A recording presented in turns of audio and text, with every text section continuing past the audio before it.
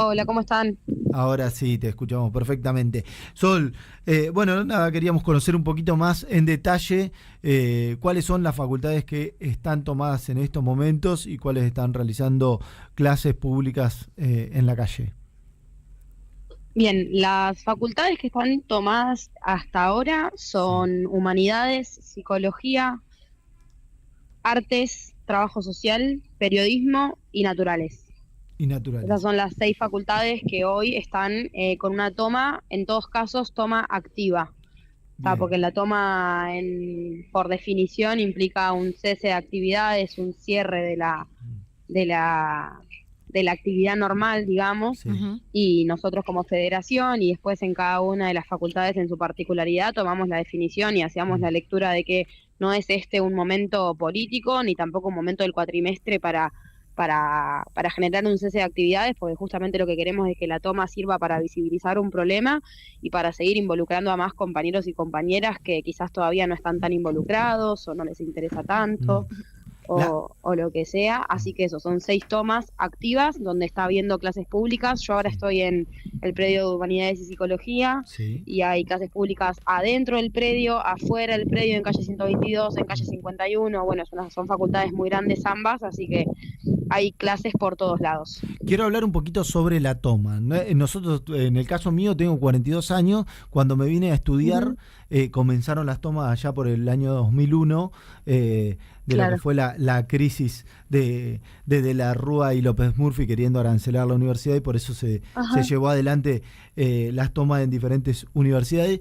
En ese momento las tomas significaba de que los estudiantes se queden adentro de las facultades y hasta duerman, vivan, se iban rotando.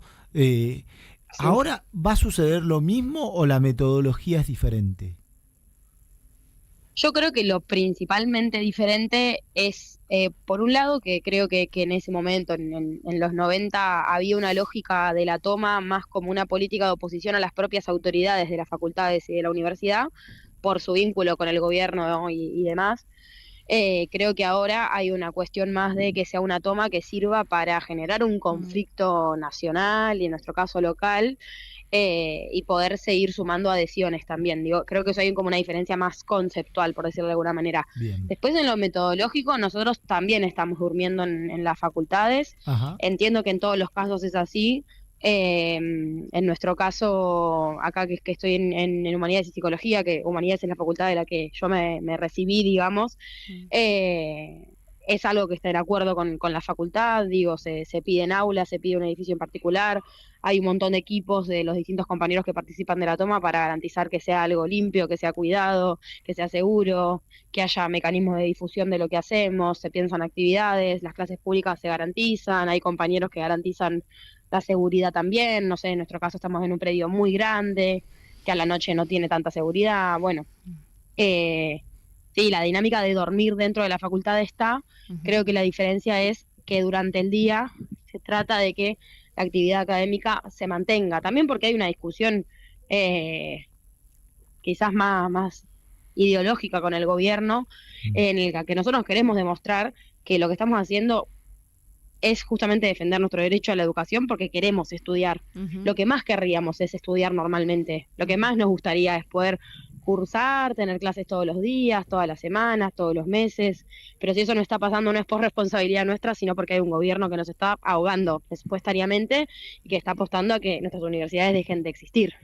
Sol, ¿cómo estás? Sol Petotegui te saluda. ¿Sabes que ayer estaba viendo el reflejo de lo que fue también? Hoy estábamos recordando que en Mm. realidad, bueno, nosotros venimos tomando este tema desde que iniciamos este Mm. programa, Sí. desde marzo ya se venía hablando de lo que iba a pasar con las universidades, sobre el inicio de clase, cuántos chicos venían, hablando puntualmente en ese momento de lo que era la situación económica, de cómo paliaban, de cómo podían, si podían viajar o no, si tenían que alquilar o no, después lo que fue toda la marcha del 23 de abril, y seguimos y el año, decíamos, se pasó volando, pero en realidad cuando hacemos un recuento y muchos comentarios incluso de padres donde que llevan a sus hijos o ven a sus hijos en ese primer año de la facultad y cómo lo van trascendiendo, preocupados porque dicen, en todo el año, no sé si hubo alguna semana de que los chicos no por algún u otro motivo no tuvieron clases o no pudieron asistir o tuvieron que hacer un paro, algún reclamo. ¿Cómo viene dándose efectivamente eso dentro de la facultad? ¿Es así? ¿Se dio así? Porque digo, hoy lo vemos con hasta esta posibilidad de que hasta el rectorado sea tomado. Pero ¿cómo fue, para darnos una idea, este ciclo lectivo 2024 dentro de las universidades?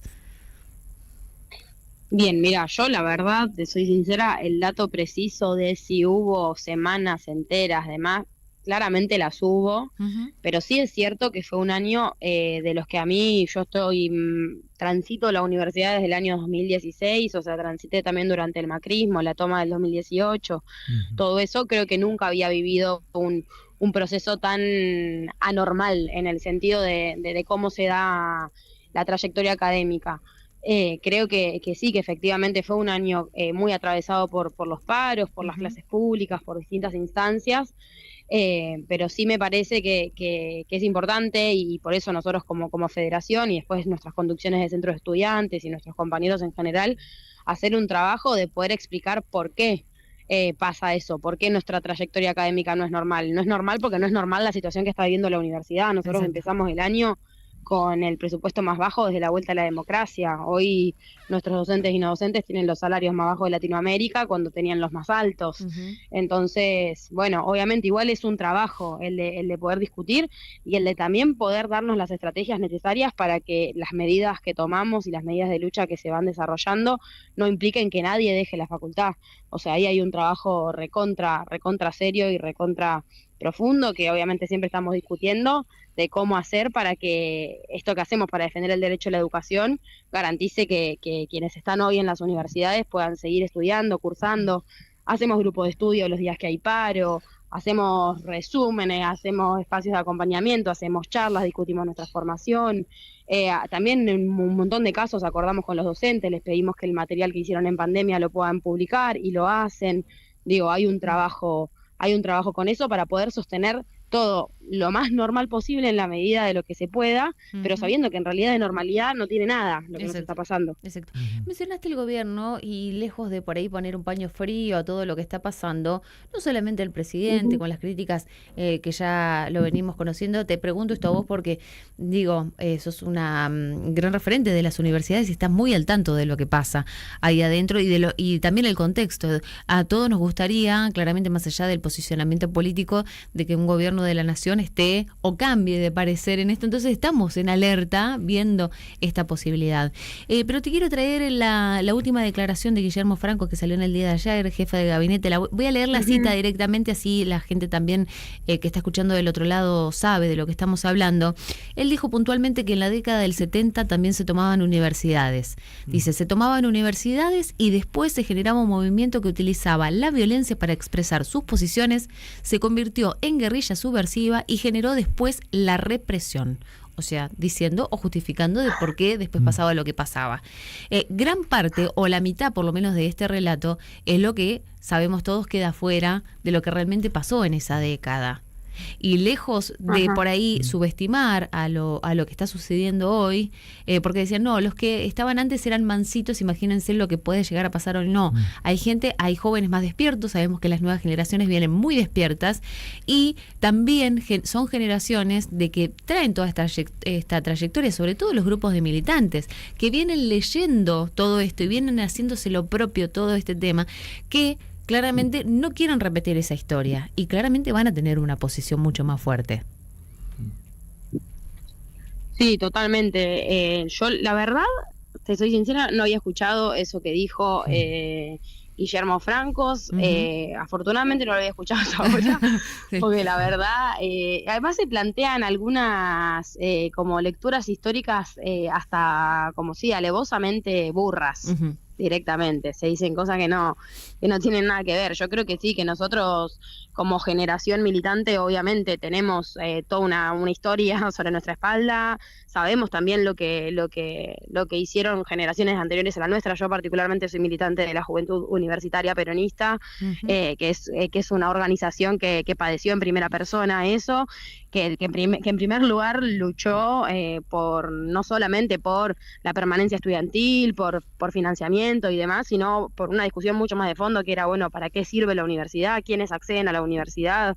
¿Qué rol cumple la universidad en un proyecto nacional? Digo, y entonces me parece que sobre todo la militancia, pero en general los estudiantes y en general la comunidad, diría, tenemos bastante claro el rol que tiene la universidad en nuestras trayectorias de vida como institución de movilidad social ascendente, de desarrollo personal, una oportunidad de progreso única para un montón de familias de nuestro país, pero además el rol que tiene en nuestra vida cotidiana, en la resolución de problemas, en la generación de conocimiento.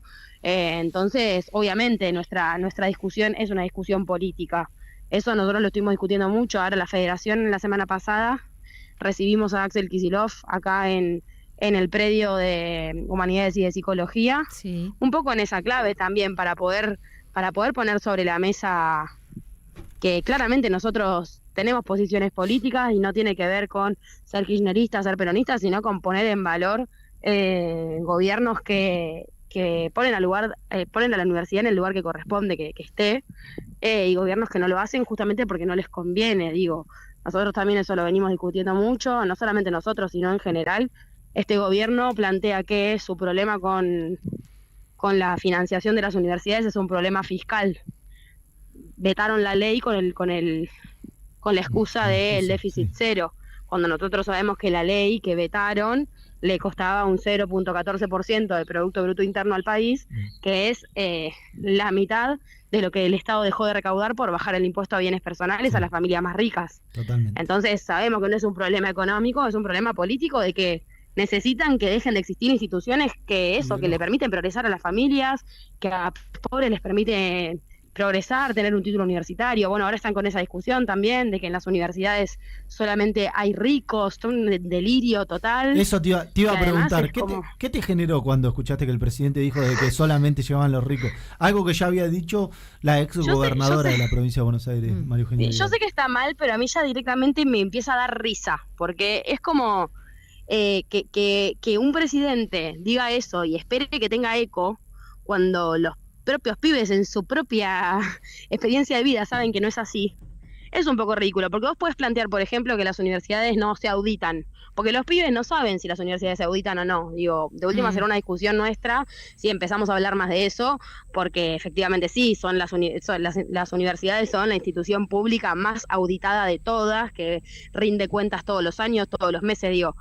Pero plantear que en las universidades solamente hay ricos cuando el 60% de los pibes que habitan la universidad, sus familias están por debajo de la línea de la pobreza, cuando en las facultades, en todas las aulas, todos los días, más de la mitad de los pibes son primera generación universitaria, es como delirante. Digo, yo sinceramente ya hay un punto en que ni siquiera lo entiendo, no entiendo qué se busca con la construcción de ese discurso, porque es muy insostenible en la práctica. Sí, y yo te sumaría algo más, que yo soy de una generación donde mis viejos también, clase media ahí, priorizaban el estudio porque podían bancar, ¿no? Yo era la más chica, ya mis hermanos ya estaban grandes, ya estaban formados, entonces yo vine después, ¿viste? Y tenían la posibilidad o la solvencia de por lo menos poder mandarme a la facultad y decir, priorizar el estudio, terminá. De hecho, terminé en tiempo y forma, digamos, esforzándome todo, pero no tenía la necesidad imperiosa de salir a trabajar. Ahora, generaciones de 10 años menos que yo, mi ahijada, por ejemplo, mis primas que son de otra generación, que vienen de otra escuela, laburando las dos, las tres, o sea, y a la par estudiando, ya sea un terciario, ya sea cualquier carrera. Laburan y estudian a la par, que después a mí me tocó en las otras formaciones que hice después de la licenciatura, a la par, ¿no? Saber lo que es estudiar y trabajar, pero digo, ya con una solvencia, con un título abajo del brazo. Ahora ya directamente quienes están estudiando, quienes arrancan el estudio universitario, terciario, ya tienen que arrancar a la par a trabajar. Y hay muchos que sí. Lamentablemente es así. Sol, bueno, para despedirte, agradecerte el contacto, ¿cómo crees que continúa? Bueno, en principio nosotros acá en La Plata tenemos algo recontra concreto, nuestras tomas terminan todas mañana entre las 4 y las 5 de la tarde, porque a las 6 de la tarde tenemos marcha de antorchas, que salimos desde Rectorado.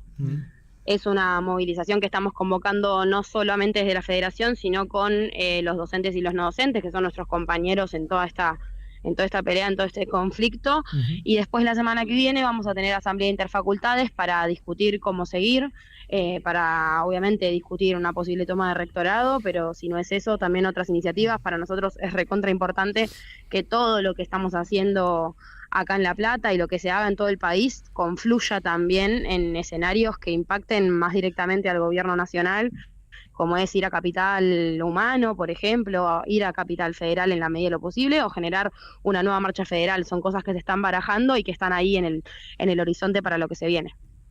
Muy bien, muchísimas gracias, Sol, por el contacto, y vamos a estar siguiendo de cerca todo lo que pase con las universidades, los estudiantes y las tomas. Bueno, muchas gracias a ustedes por la escucha. No, por favor. Abrazo grande. Ahí la teníamos, Sol Alconada, presidenta de la FULP, contando sobre las tomas en las facultades de la Universidad Nacional de La Plata y cómo van a continuar. Recordemos, 24 horas en esta primera oportunidad.